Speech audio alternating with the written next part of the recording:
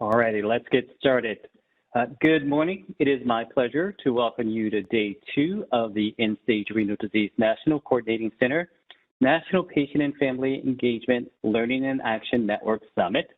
My name is Jerome Bailey, and I'm a member of the ESRD NCC team. We are excited about what's ahead for day 2 of the summit. We will be hearing and learning from people just like you who will share their kidney disease journey. You will hear from doctors who are treating patients with COVID-19 and developing tools to help patients cope during the COVID-19 pandemic. You will also hear from CMS leadership on how the pandemic has affected our healthcare system. As I mentioned yesterday, this virtual patient summit is the first of its kind for the ESRD NCC. We are thrilled to partner with CMS to bring you this event. The patient voice is essential to the work of CMS and the ESRD NCC. Your input allows us the opportunity to provide quality care for those living with and affected by kidney disease. Next slide, please. We're going to get things kicked off today with Anita Montero. Ms. Montero is the Acting Director of the Quality Improvement and Innovation Group at CMS. Ms. Montero received her nursing degree from Christian Medical College. She went on to receive 3 master's degrees in psychology, healthcare administration, and a master's in business administration. Ms. Montero started her career with CMS as the program lead and policy lead in the ESRD Quality Incentive Program. She also held the positions of Acting Director in the Division of Health Information Technology and Director of Quality in the Safety and Education Division before her current role as Acting Director. Please welcome Ms. Montero to the call.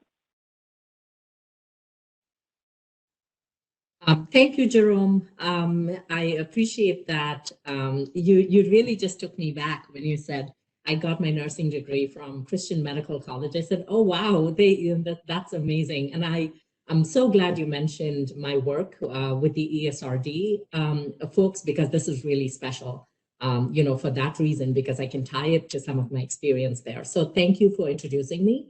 I want to make sure you can hear me okay here and that I'm good to move forward. Okay. Yes, we can hear you and we can see you. Thank you. Okay, perfect. Thank you again. Want to thank, you all, want to thank the NCC, the network program, Shalon Quinn, the director of the Division of Kidney Health here in CMS, for inviting me to this event. And I want to welcome you all to the second day of the NPFE-LAN Summit. As Jerome mentioned, again, my name is Anita Montero. I'm the Acting Director of the Quality Improvement and Innovation Group at CMS. This is the group that sets the vision and the direction and the goals for this program and administers and oversees the contracts that make this work possible. So as Jerome mentioned already, I have a background in nursing. I am a neonatal ICU nurse, and as such, the majority of my experience has been in acute care hospitals. So my first experience with the ESRD community happened when 8 years ago, I led the End-Stage Renal Disease Quality Incentive Program, where I wrote federal regulations to develop and execute, quality measures to hold providers accountable for quality of patient care, for patient outcomes from dialysis treatments, and worked to tie those patient outcomes to payments. So in that role, I really had, for the first time, an opportunity to really learn the ESRD world. And I led the program for 3 years. And over the course of that time, I had a certain ritual or a practice that I followed every month of those 3 years. And I would say maybe once every 2 months in that third year. I would take a half day off of work to visit a dialysis facility. I would sit with a patient during dialysis treatment and talk with them and seek to understand firsthand the experience of their care and the experience of life as they saw it. And I saw firsthand the time-consuming treatments, the issues with low blood pressure, sat with them through muscle cramps and infection, and the strict dietary and fluid intake rules. And of course, the direct impact on their quality of life for them and for their family, and sort of seeing the spectrum of emotions, sometimes hopelessness, sometimes anxiety, sometimes fear, and a lot of times uncertainty. And I realized that the policies I worked to develop at the CMS office in Baltimore, Maryland, mattered so much because it had a direct impact on the experience of every one of the patients in dialysis facilities across the country. I met with patients, I met with their families, providers, the executive leadership of the dialysis organizations, advocates, lobbyists, and all numbers of folks that worked with the ESRD community. And there are a couple things that I learned through that experience and all of my, I would say, clinical experience as a nurse manager, as a hospital administrator. And the two things that rise to the top for me are these. One, that there is no government or private sector policy or program that's ever created, developed, designed by public health officials such as me and my team here that is ever complete without the patient voice and without including the patient experience. And then the second thing that I strongly believe with all my heart is that the empowered patient's voice is the strongest and most effective tool for change. So while I've worked with different communities in healthcare, I would say that my experience has been that the ESRD community is one that has an unparalleled level of strength. There is so much compassion for fellow kidney patients, for their wisdom. There's an unstoppable willingness to support one another. And even more recently, in light of the ongoing situation in Texas due to the winter storm, I've seen yet again firsthand how facilities come together and how patients come together to support one another. And I know it's not always easy, but it's always helpful and valuable. So as I understand it, there were several hours of lively discussions yesterday. We heard from patients about how they're coping during the coronavirus. We heard about challenges to home dialysis and kidney transplantation and how patients overcame those challenges. And so I want to share with you that CMS, of course, as you know, has many goals, but one of the goals that is a very important part of our leadership, my own leadership of the iQuality Improvement Innovation Groups and all of our quality improvement programs here, but also Shallon's leadership in leading the division of kidney health, is to create an environment of empowerment of the patient and of their families. So on contract here with CMS and my group, the ESRD National Coordinating Center, National Patient and Family Engagement Learning and Action Network, the ESRD Network Program, that's another way that we engage patients and we engage family members. So today, we're going to explore how CMS, how the ESRD NCC, how the network program can support people living with kidney disease. We're going to learn about the impact of COVID-19 on the kidney community, and we're going to share with you how to connect and how to engage CMS, how to engage ESRD NCC and other kidney patient groups.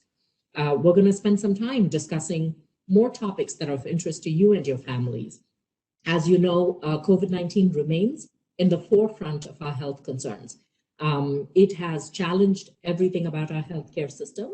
It has underscored and highlighted the needs of the healthcare system and the flaws, I would say, of the healthcare system. And now more than ever before, quality improvement is absolutely a key part of the equation. So how can we remain healthy?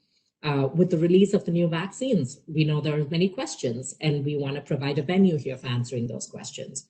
We want to discuss living in a multi-generational family. We've heard from many about the unique challenges faced when parents and grandparents and children live in the same household. So we're going to share some methods and tips for staying healthy.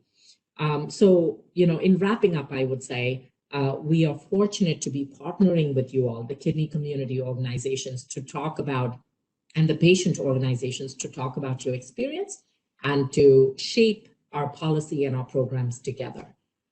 So I look forward to a great day with you all. I would encourage us all to continue to remember that the empowered patient's voice, again, is the strongest and the most effective tool for change. And I do want to reiterate and reinforce that commitment on behalf of CMS quality improvement, that the patient's voice will always have an opportunity to be heard in our programs and will always be heard in our programs. So thank you for having me here today. I want to thank the staff, the NCC, the networks, and the patients who made this event possible. And I hope you all have an absolutely amazing and valuable day today. Thank you, and I'll turn it back over to Jerome.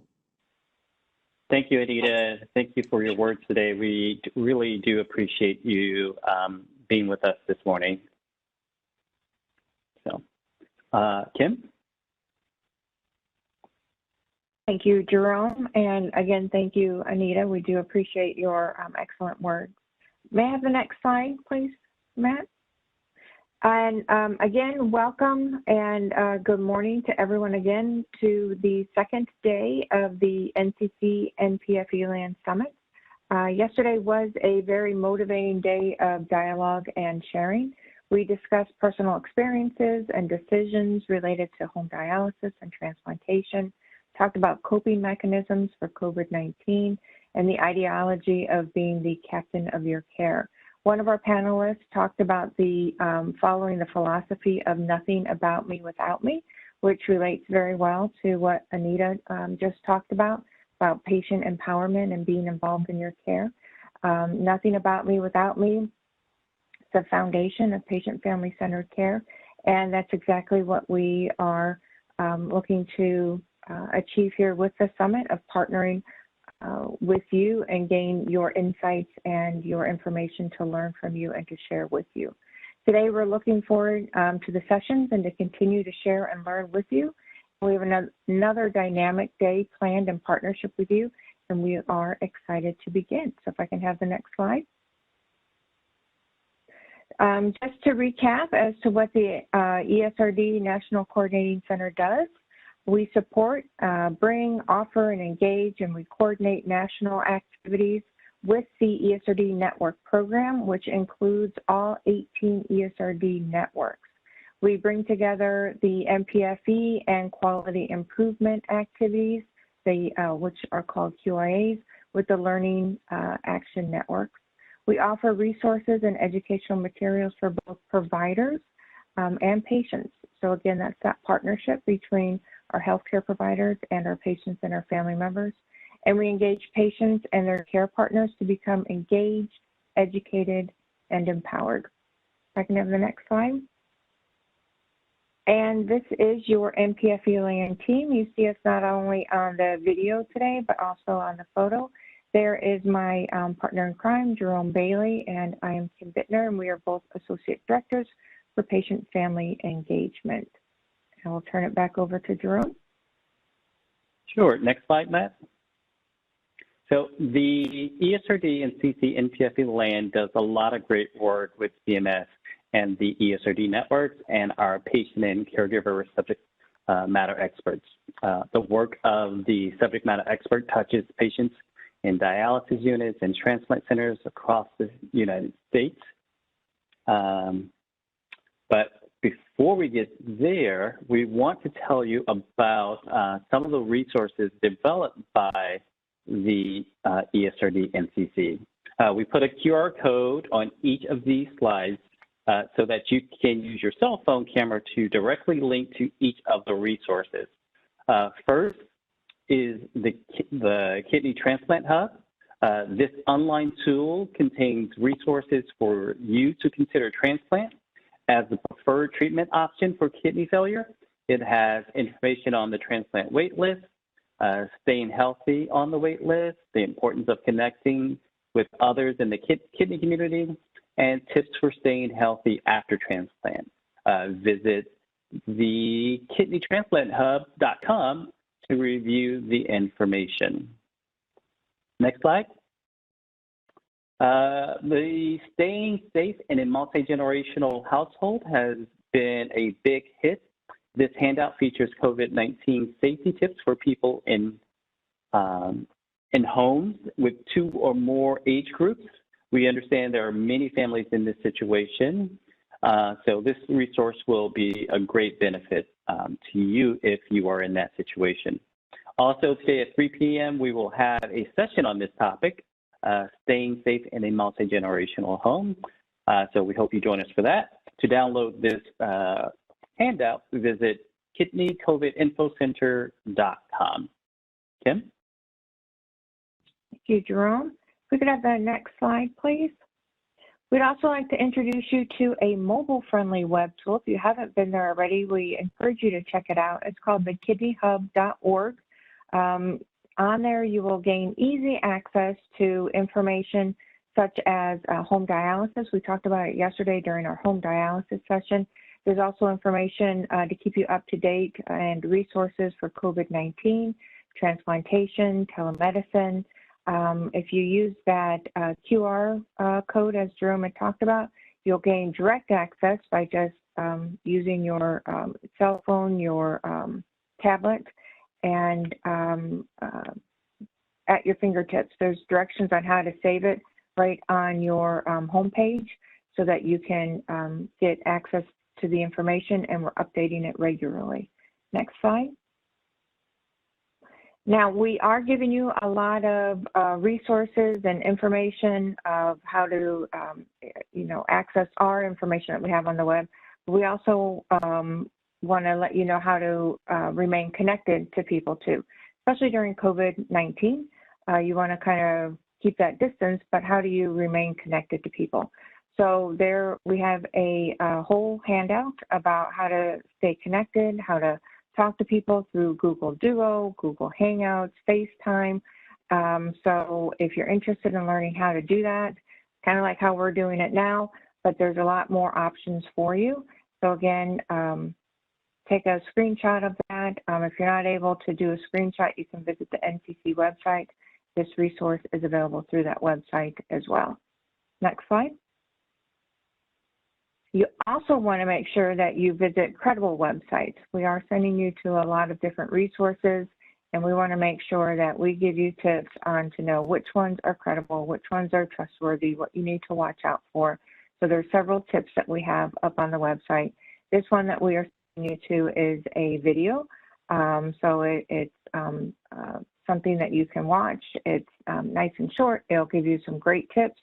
You can send these tips to your friends and your family so that they know what to look out for as well. Next slide. And then finally, we have a tip sheet for you. With COVID, this was developed in partnership with patients. We talked about how overwhelming things can be with what's going on with COVID-19 right now. And we wanted to just remind everyone that you are not alone.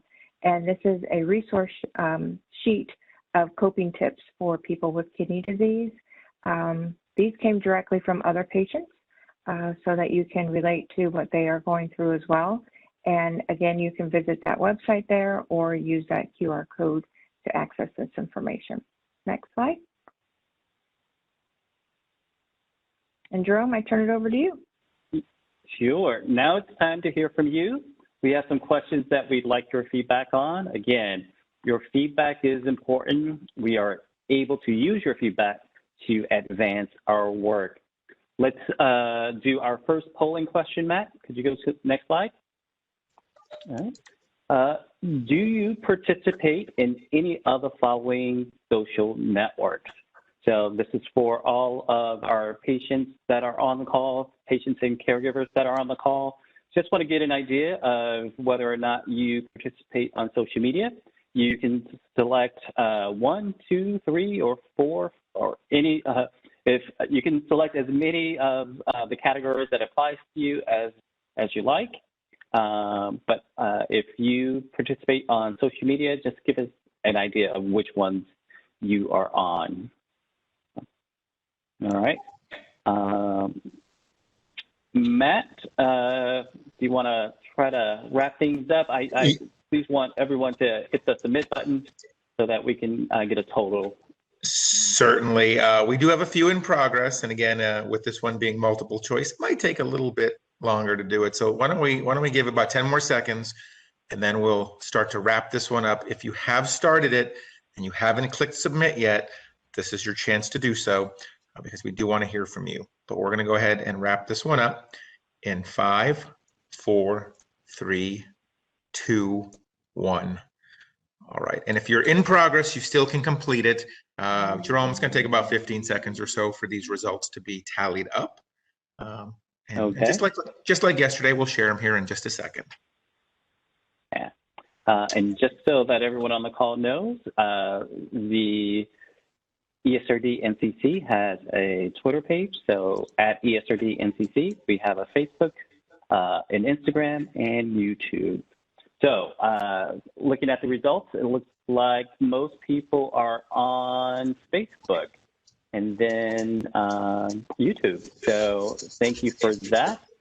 We appreciate that feedback. Let's go to our next polling question. Okay, so which member or members of your healthcare team spoke to you about your home dialysis options? Again, here you can select more than one answer, but which members of your healthcare team spoke to you about your home dialysis options? And for those of you that want to participate in the chat, you can do so there, not necessarily, you don't have to do it on the polling. So we will record the answers in the chat box as well. So was it your doctor, your nurse, social worker, dietitian, dialysis tech, or none of the above? All right, don't forget to hit the submit button. I'm going to ask Matt to collect the responses. And we've got a couple that are still in progress, but it's gotten dwindled down here. So we're going to give you a 5-second call on this one. It'll be closing in 5, 4, 3, 2, 1. And we'll close this question. And again, we do have 2 or 3 that are in progress, Jerome. So take about 15 seconds or so, and we'll share those results out. Great. Thank you. And again, you can also submit your answers using the WebEx chat box. All right, let's go ahead and give me 1 second here. We'll get them shared out. There you go. All right. The majority of you heard about your home dialysis options from a nurse. So thank you very much for that info. Let's go to our third polling question. So which member or members of your healthcare team spoke to you about your transplant options? Again, you can select more than one answer if that applies to you.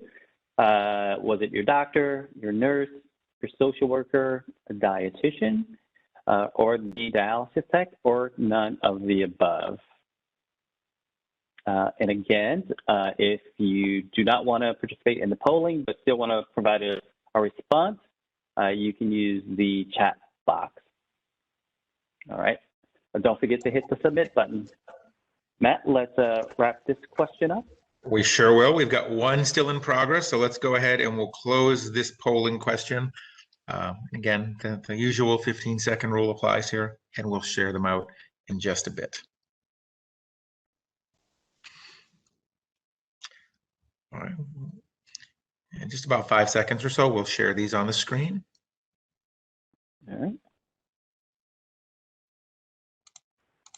And you should see them. So it looks like the majority of folks on this call heard about their transplant options from a doctor. So thank you all very much for providing feedback to those polling questions. We really appreciate the feedback. I will now turn it over to Kim. Thank you very much, Jerome. Before I can get to the next thing, I just want to let everyone know we did have a few chat questions about the resources Jerome and I went over. These slides, when we post the recording for this summit on the NCC website, we will also post copies of the slides, which include the resources that we just went through. So these will be made available to anyone who is interested in the resource slides. And at this time, do we have another slide? There we go. Okay.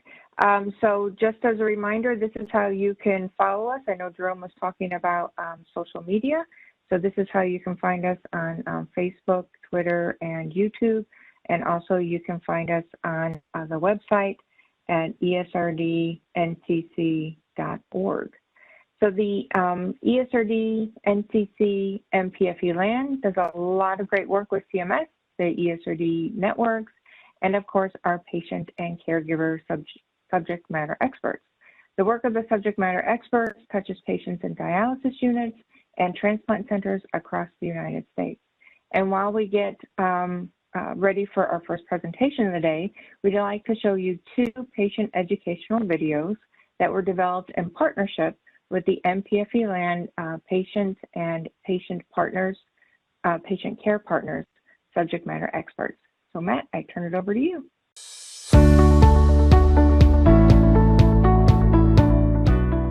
Did you know you can have a direct impact on how your dialysis facility is run and how they try to help patients have better outcomes?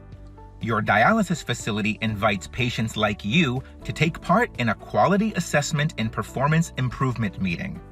This is also known as the QAPI Meeting. The meeting is held monthly.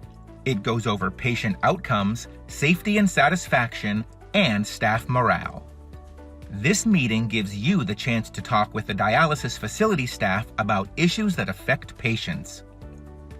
Your personal health information will not be discussed. Many times, the ideas and decisions that come out of QAPI meetings affect how the dialysis facility is operated. This includes how to have better clinical outcomes, like fewer missed treatments or better protein levels for all patients.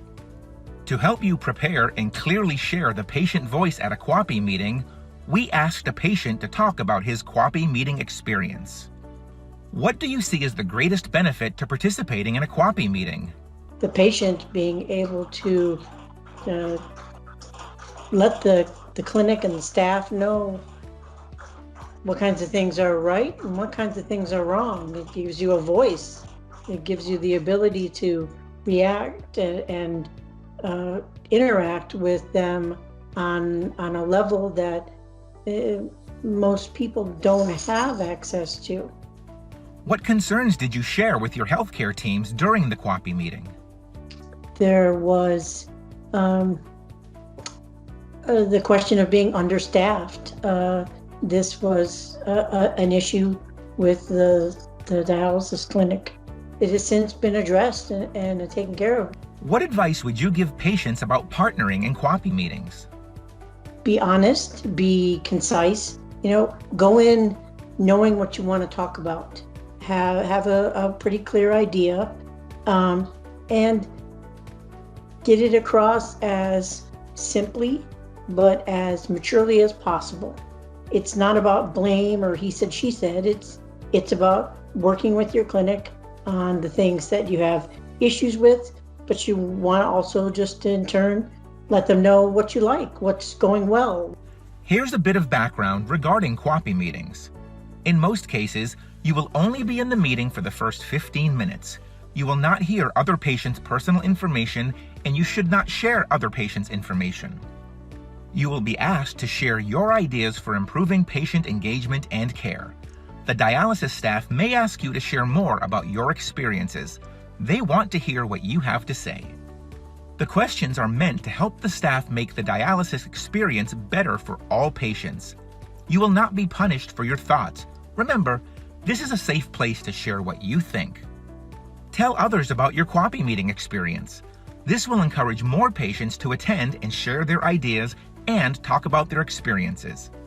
And tell your dialysis team if you would like to join future QAPI meetings. To learn more about the Quality Assessment and Performance Improvement Meeting, download the Because Your Voice Matters handout.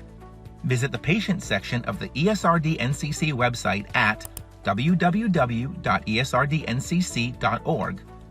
Look under the patient section under the For New Dialysis Patients menu.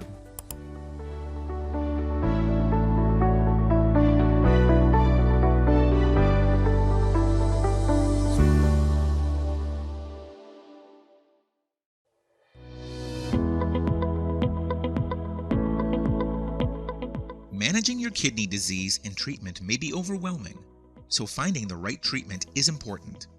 Did you know home dialysis patients usually experience big improvements in overall health and quality of life? Don't take our word for it. Watch and listen to what others with kidney disease have to say. Hi, my name is Joanne Jeffs. I am a peritoneal in-home dialysis patient. I was doing the hemo in center and I was not doing well on it at all. Extremely dehydrated and having trouble with clotting. And I was in a chair, truthfully crying. I did not think I had much longer to live. And a nurse from another center came up to me and asked, did I know about in-home peritoneal dialysis? Peritoneal dialysis is a treatment for kidney failure that uses the lining of your abdomen or belly to clean the blood inside your body. You can do this treatment in the comfort of your own home during the day or at night using a machine about the size of a computer printer. Hi, my name is Eva Tech and I am a home hemodialysis patient. So there was a technician at my dialysis clinic who had worked for Next Stage, and she had also assisted patients in the home with home hemodialysis. So I was able to talk with her also and feel much more supported and having someone that was able to provide me with information. I had also been given a little DVD to watch regarding home hemodialysis. So I felt pretty confident being able to go into it. And so did my husband. Patients report and studies show there are many clinical and lifestyle benefits associated with home dialysis compared to 3-day-a-week in-center dialysis. These benefits include fewer medications, more energy, improved appetite, better quality sleep, flexibility in scheduling for work, school, or anything else you like to do. Really considering the lifestyle options. Like for me, I had to give up work when I started in clinic, and I didn't have energy to do the activities I normally did, the hiking, kayaking, golf. So I was mostly sedentary, and it was my mood level, the depression, it was really difficult. And it was difficult on my husband seeing that. Like now I can take a cruise on any cruise line, not just the dialysis cruise line, which costs more. I can go to Europe, the Middle East, anywhere in the world I'd like. Whether you are new to dialysis or have been on dialysis for many years, it's important to know all treatment options. Home dialysis may work for you. Patients say they are thriving with home dialysis. I would simply say go for it. It changes your life that much. You are in control of your timing. You are not drained from sitting in the chair. You get up and you're energized right away after you're done with your treatment. It cleans your body so much more efficiently. I would not hesitate to advise anyone, please consider it because it will improve your life. So I would say to really consider the options and how maybe going to home dialysis option would increase your quality of life. Take the risk. It's really easy to be creative to make your environment work for you. And if you feel that this doesn't work out for you, you can always go back. Talk to your healthcare team about all of your kidney disease treatment options, which also includes transplant. It is important to know what treatment may be best for your health and quality of life. You can also learn more about home dialysis options by visiting the ESRD NCC website and click on the patient button at the top of the webpage.